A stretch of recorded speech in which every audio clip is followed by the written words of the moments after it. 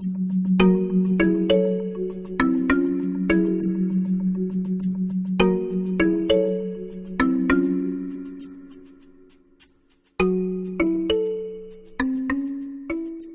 dia a todos e todas. Eu estou falando em nome de uma equipe que já vem há muitos anos trabalhando conjuntamente. Eu vou falar o nome das pessoas, que, por favor, levantem suas mãos para que todos fiquem conhecendo. Cristiane Cardoso, Eduardo Lossícer, Marília Felipe, Jane Calhau, que sumiu, Tânia Conker. É que eu não estava te vendo. Bom, ao invés de um relatório propriamente dito, eu pensei em trazer para vocês um pouco do nosso percurso, o percurso durante esses 2 anos e meio em que estivemos juntos nesse projeto. Mas a nossa trajetória é muito mais antiga. Ela vem dos anos 91, quando nós, como uma equipe ligada a um movimento social, que é o Grupo Tortura Nunca Mais do Rio de Janeiro, tivemos a oportunidade de irmos construindo, pouco a pouco, um trabalho de atenção clínica aos afetados pela violência do Estado. De lá para cá, muitas coisas e muitas diferenças e muitos olhares e muitos trabalhos teóricos e práticos foram desenvolvidos, certamente.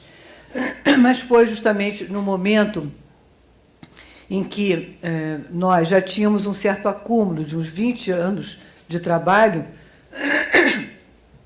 e que já tínhamos muito claro dos efeitos que o terrorismo de Estado havia produzido na vida das pessoas que foram afetadas diretamente e indiretamente, e sabedores também de que os efeitos do terror de Estado não estavam circunscritos nos corpos daqueles que foram afetados diretamente, e sim no conjunto da sociedade, que nós tivemos claro também que havia limites no trabalho clínico e que era preciso que o campo da memória, verdade e justiça estivessem articulados com essa clínica. Sabíamos também que os efeitos da tortura, durante tantos anos de silenciamento que tivemos aqui no Brasil, porque foram 21 anos de ditadura militar, que produziu efeitos profundos de silenciamento e esquecimento daquilo que aconteceu, sem nenhum suporte que pudesse recuperar, logo após o regime constitucional, nenhum suporte que pudesse recuperar aquela história e aqueles momentos e aqueles efeitos que estavam sendo produzidos na vida do conjunto da sociedade e dessas pessoas que foram diretamente afetadas. Nós sabíamos que esses efeitos eram extremamente profundos e, ao mesmo tempo, silenciados e trazidos para o campo da individualidade, da privatização, e ficaram isolados. Outro efeito que nos pareceu bastante significativo na vida dessas pessoas é a ruptura dos laços sociais. Esse outro efeito é um efeito que diz respeito à relação com o Estado. O Estado brasileiro, feroz, atroz, cometeu crimes de lesa humanidade que não os reconhece até os dias atuais, como é o caso, por exemplo, das Forças Armadas. Há um processo de negação profunda por parte do Estado brasileiro em relação a esses crimes.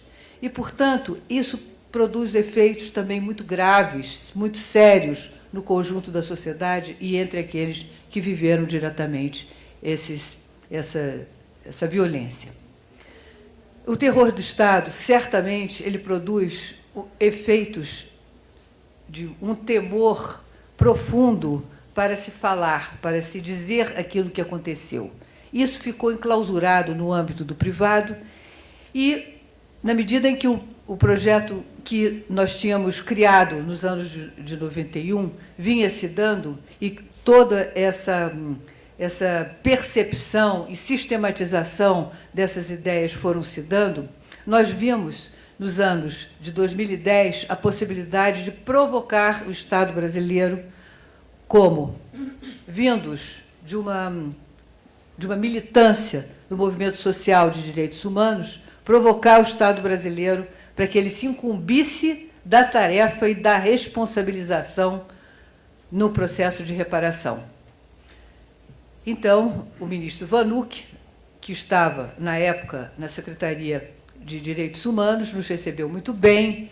A Dodora, aqui presente, que estava no combate à tortura, nos recebeu muito bem. E nós tivemos uma interação e uma conversa a respeito da possibilidade de lançarmos um projeto que estivesse destinado à capacitação de profissionais profissionais que estivessem na ponta para atender diretamente as pessoas que procurassem por danos causados pela violência do Estado. Infelizmente, esse projeto não foi à frente, mas nós tivemos a grata satisfação de fazer uma articulação, nessa época, com o Centro IOA, Centro Fernando Ioa, da República Argentina, da Secretaria de Direitos Humanos da Argentina, em que o tema do testemunho já estava vibrante na ocasião. A Argentina estava começando seus processos de julgamento e o tema do testemunho já vinha com a força que ele veio se desenvolvendo no nosso projeto atualmente. Tivemos uma reunião no âmbito da rede, aqui em Brasília, a convite da Dodora, e, logo em seguida, uma reunião no Rio de Janeiro, um dos lugares mais violentamente atingidos pela violência policial do Brasil, que nunca tinha discutido sequer o tema da violência policial, da violência do Estado entre os profissionais da área psi. Inauguramos esse campo no Rio de Janeiro com esse tema da violência do Estado, que até então sequer estava debaixo do tapete. E, logo em seguida, fomos a Buenos Aires, onde participamos de um seminário organizado pelo Centro IOA. Para nós, foi muito importante esse tema e, como equipe autônoma, independente, sem nenhuma vinculação, nem com o Estado, nem com o movimento social, mas uma equipe que trazia na sua formação um vínculo com os movimentos sociais, nós criamos a possibilidade de fazermos um intercâmbio com alguns países. Então, fizemos no Rio alguns encontros e já estávamos lançando esse tema, o tema do testemunho da verdade, testemunho da justiça, clínicas do testemunho, trabalho grupal, a potência grupal. Foram eventos que nós fomos organizando em articulação com as entidades da sociedade civil. Isso, para nós, foi uma experiência muito importante, porque não só a gente compartilhou, trocou com os nossos interlocutores essa experiência, como também, para nós, foi muito importante já termos a possibilidade de uma aproximação com a temática da justiça de transição e, ao mesmo tempo, nos seminários que já estavam começando a ocorrer em torno da Comissão da Verdade, que já estava despontando no horizonte aqui no Brasil.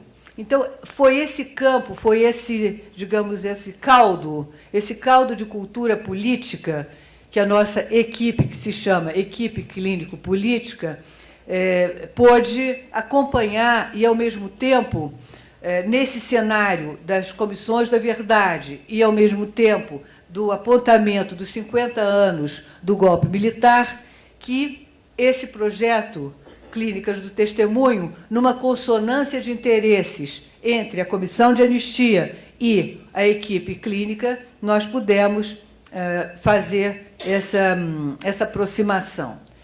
Esse projeto marca uma diferença em relação ao anterior, sem dúvida alguma. Nele está inscrito necessariamente a questão da reparação, a reparação que o Estado tem o dever de fazer. é um processo de reconhecimento do dano causado e, ao mesmo tempo, tem uma duplicidade. É o reconhecimento do dano causado e é, ao mesmo tempo, o reconhecimento de que o Estado tem que fazer esse reconhecimento. Então, é um reconhecimento duplo. É um reconhecimento em que começa a se construir um campo, um tecido que estava esmagado pela violência do terror do Estado. Esse tecido é um tecido a ser construído com muitas mãos e, ao mesmo tempo, é um tecido que é lento de ser construído. O nosso trabalho é um trabalho que se instaurou, então, como disse a Carla, por um edital em 2012, e que, em 2013, iniciamos, sempre tendo a clareza de que era um trabalho que tinha de ser feito com muitas mãos, através de muitas mãos. Um projeto piloto é um projeto experimental. E, portanto, a convocatória foi uma convocatória ampla. E foi muito interessante, porque no primeiro encontro público que nós fizemos, nós tivemos a oportunidade de ter presentes muitos atores sociais estiveram presentes, partidos políticos, movimentos de direitos humanos, familiares de mortos desaparecidos, familiares de presos políticos, enfim. Nós tínhamos uma diversidade de presenças ali que já nos permitiu perceber o quanto essa temática clínicas do testemunho já convocava a testemunhar. Esse foi o primeiro impacto que tivemos e que, para nós, veio se desenvolvendo ao longo do projeto. Ou seja, os primeiros grupos que nós fizemos, os grupos de recepção e acolhimento, já vinham com essa marca. O que antes os clientes do projeto anterior custavam durante muito tempo ou não reconheciam que essas marcas daquele passado produziram nas suas vidas efeitos terríveis, eles já vinham, as pessoas já chegavam no projeto trazendo aquilo que elas tinham vivido, já reconhecendo na sua fala, no seu testemunho inicial, aquilo que elas tinham vivido. Foi um disparador importante essa chamada Clínicas do Testemunho. Nós tivemos eu não vou entrar em detalhes no nosso trabalho, porque o nosso tempo é curto, eu queria apenas fazer algumas provocações, mas, ao mesmo tempo, trazer essa trajetória que foi construída entre muitos e também mostrar para vocês como é que nós estamos entendendo que esse projeto piloto possa se ampliar, né? Porque a missão desse projeto piloto nada mais é do que a construção de uma política pública de reparação psíquica, que nós temos chamado de reparação simbólica, reparação psíquica, reparação psicológica. Há vários termos aí circulando entre nós. Então, eu queria trazer um pouco essa trajetória de uma pergunta que nós, como clínicos, sempre fazemos. De onde vem, como vem e por que vem? A nossa missão é justamente criar uma política pública que se instale a nível nacional. E, para criar essa política pública, nós convocamos várias mãos para participarem desse processo de 2 anos e meio. A participação e a ativação dessa diversidade de mãos e diversidade de atores está presente naquilo que nós vamos apresentar hoje para vocês pela primeira vez, que é o resultado de uma publicação que nós organizamos e que entrou no site da Comissão da Anistia hoje. Roberto, espera um pouquinho. Já está. Mas queria trazer uma questão que é mais uma problematização que a todos nós merece uma atenção, que é o fato de que nós vivemos e trabalhamos e atuamos no paradoxo. Buscamos reparar os crimes que foram cometidos no passado, crimes gravíssimos, crimes de lesa humanidade, e, ao mesmo tempo, em nome do Estado, porque nós somos equipes conveniadas com o Estado brasileiro, equipes conveniadas com a Comissão de Anistia, que vem fazendo um trabalho importantíssimo nesse país, e eu posso falar disso com muita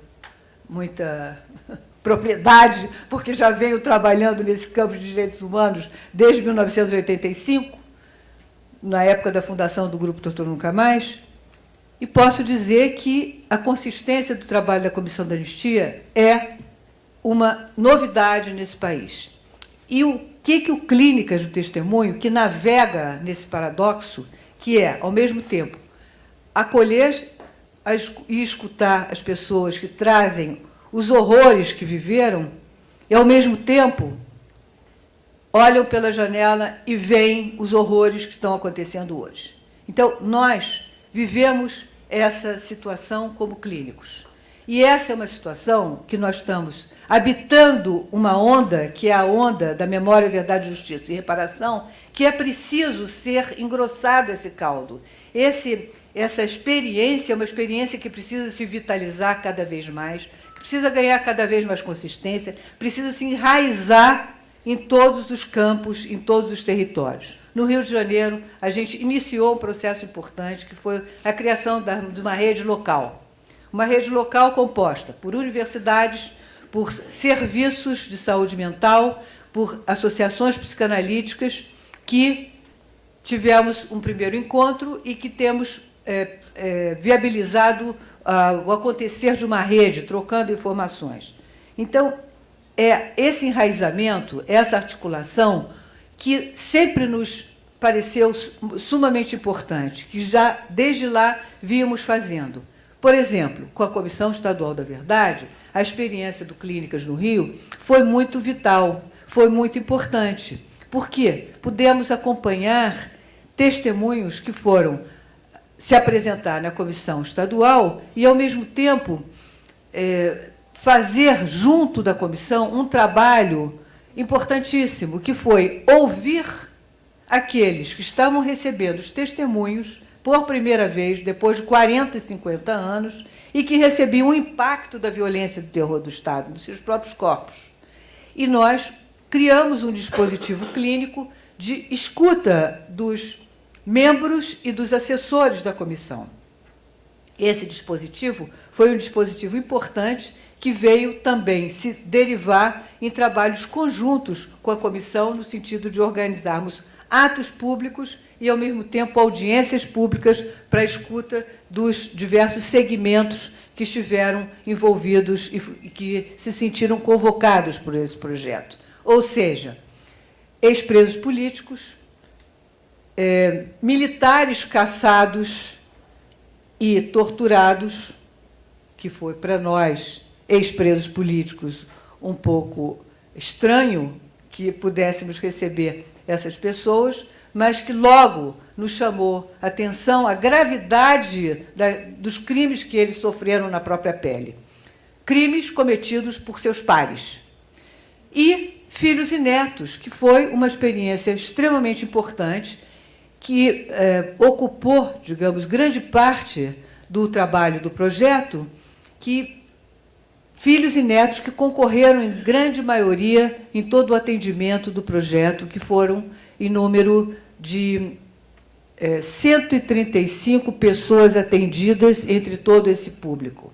Ou seja, um número bastante significativo na primeira passo de um projeto em que o Estado brasileiro começa a reconhecer a importância da reparação clínica, mas, ao mesmo tempo, com todas as fragmentações, o esfacelamento das relações ocorridas por conta da violência do Estado, evidentemente que a aproximação é uma aproximação gradativa que se dá em torno dos projetos. Filhos e Netos foi uma experiência inovadora também, que nós pudemos desenvolver lá no Rio e que pôde também se irradiar para outros lugares no Brasil.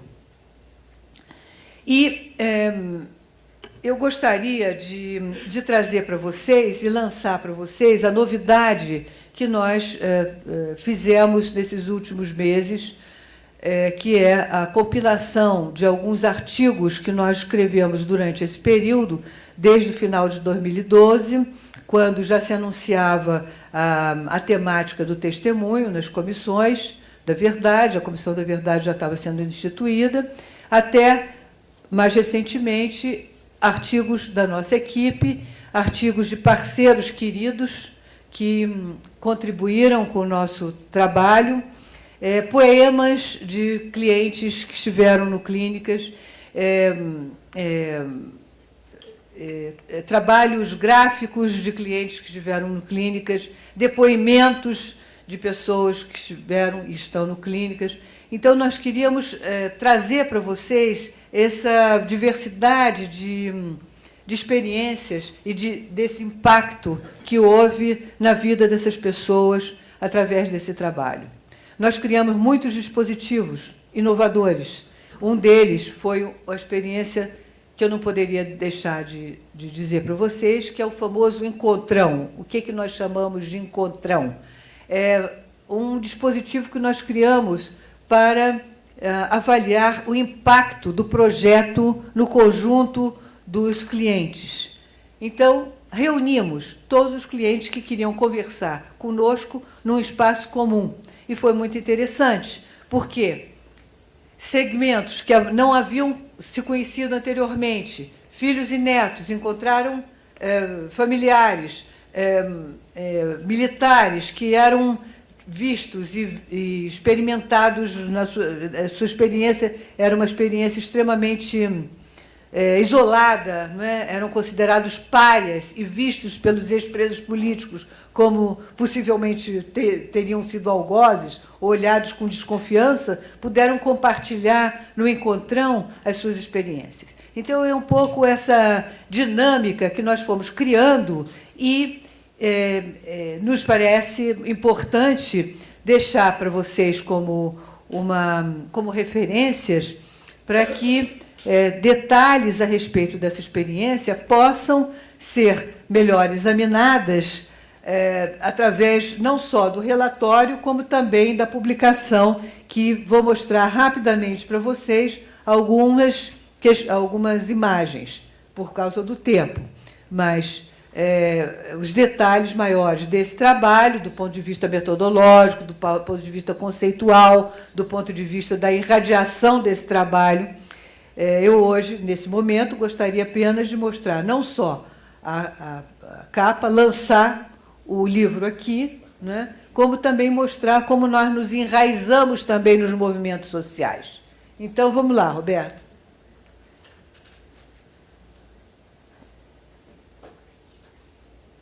Queria dizer para vocês que esse é um livro que está disponível na Comissão da Anistia e entrará no site do Projetos Terapêuticos, no Instituto Projetos Terapêuticos, em breve. E é um livro que foi organizado pela Cristiane Cardoso, pela Marília Felipe e por mim.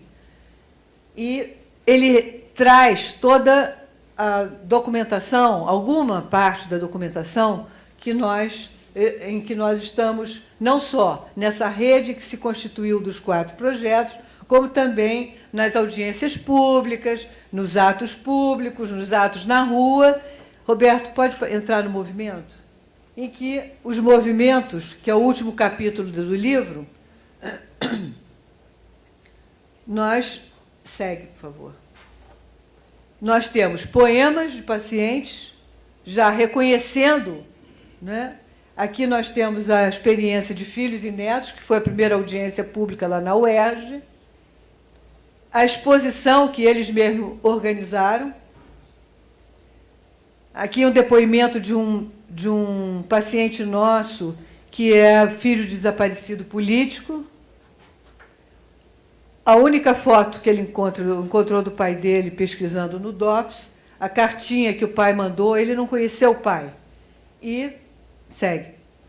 Aqui é o movimento Ocupa DOPS, que é um trabalho que é feito por um movimento ligado ao coletivo RJ Memória, Verdade e Justiça, ao qual nós estamos também ligados, e que registra não só as imagens de audiências e mobilizações, como também o desenho de um paciente que mostra ali a figura do DOPS.